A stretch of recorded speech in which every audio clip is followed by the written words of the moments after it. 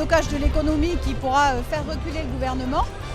Mais le seul moyen, c'est pas d'aller de journée en journée de grève, c'est de décréter à un moment donné une grève générale, reconductible. Mais évidemment, il y a une grande responsabilité de la part des directions syndicales qui doivent organiser ça parce qu'il faut l'organiser à l'avance. Trouver les fonds pour que les salariés ne soient pas pris à la gorge ensuite. Et il faut organiser ça et c'est l'urgence.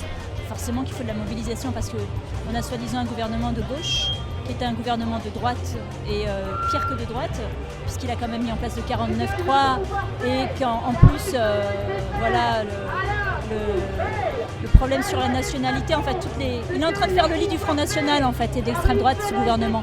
Donc forcément que c'est nécessaire d'être dans la rue et forcément qu'il n'y a pas d'autres moyens que de faire grève et de faire des blocages. De toute façon, ces mouvements de lutte et ces actions, il n'y a que ça qui peut faire un peu reculer le gouvernement sur la loi travail, sur toutes les réformes qu'ils sont en train de nous mettre.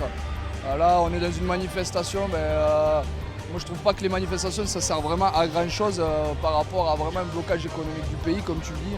Un blocage économique, à part bloquer les raffineries, bloquer les trains, bloquer tout ce qu'on peut. Nous, collectifs intermittents précaires, et moi je suis pour, c'est pour ça que j'y suis, on fait des occupations, on fait des débats, on fait des AG. C'est-à-dire que prendre la rue, ça veut dire pouvoir rester aussi à un moment donné à des endroits où on dérange réellement, quoi. Donc oui, le blocage de la SNCF c'est nécessaire, oui, le blocage de l'économie c'est nécessaire, parce que sinon on va se retrouver comme en Espagne. Moi j'ai des jeunes qui partent travailler en Espagne où on est payé 4 € de l'heure. Donc non, c'est pas possible quoi. Et de l'argent, il y en a dans les caisses du patronat. Bon bref, je veux dire, il y en a partout de l'argent. Sauf que voilà, il y a de plus en plus d'argent dans les poches d'une toute petite minorité et il y a une grande majorité, notamment à Toulouse. Moi je suis abasourdie de la précarité des jeunes notamment. C'est un peu dur d'être optimiste parce que bon, il y avait le premier coup à 49.3.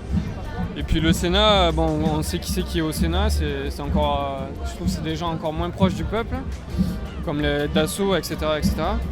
Donc ouais, je trouve ça super difficile. Et puis après je pense que l'histoire aussi fait qu'on a connu déjà des passages comme ça où même si les lois étaient fixées, on était moins mobilisés, quoi. Et je pense que sur l'avenir, il faut se rappeler de qui c'est qui a fait passer cette loi.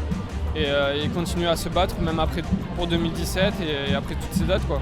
On voit qu'il y a certains syndicats qui appellent à la reprise du travail un peu partout. Là c'est ça une question assez dure, quoi. Il y a eu quand même beaucoup de politisation aussi dans le mouvement, notamment chez les jeunes, notamment aussi face à la répression parce qu'on constate qu'on n'a plus le droit de s'exprimer ou alors voilà, on nous montre la matraque de suite, quoi. Donc non, c'est pas du tout comme ça que ça doit fonctionner. Je pense que c'est pas du tout la fin de la mobilisation, pas du tout. Ouais, on essaye de bloquer l'euro, on voit que ça marche pas trop, même s'il y a des gens qui sont motivés, donc j'aimerais bien que ça parte encore plus. J'espère qu'on va se rendre compte de notre force dans la rue aujourd'hui et qu'effectivement ça va être un tremplin pour la suite. C'est ce que je veux profondément, personnellement. Je pense qu'il y a aussi des convergences des luttes et c'est là-dedans qu'il faut avancer. C'est-à-dire que voilà, les étudiants des beaux-arts, les jeunes, les lycéens, les étudiants, là on a aussi des cheminots, on a des travailleurs, on a des retraités, on a des jeunes, c'est là où la lutte et la mobilisation elle est intéressante.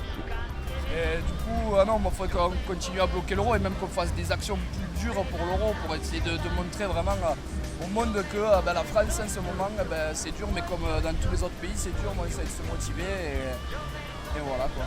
Le gouvernement il utilise les bidons qu'il dispose et dont disposent tous les gouvernements, c'est-à-dire qu'il essaye de diviser. Quand il dit que la CGT a dit que Nuit debout était des casse-cerveaux, il essaye de nous diviser, sauf que dans la réalité, nous on y est et on sait très bien que non.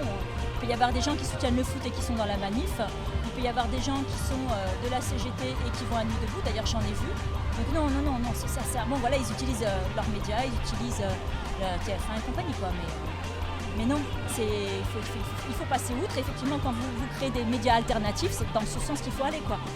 Il y a Internet, on a maintenant les moyens de diffuser une contre-information et d'arrêter de regarder la télé. Donc voilà, il faut allumer nos cerveaux et éteindre les télévisions.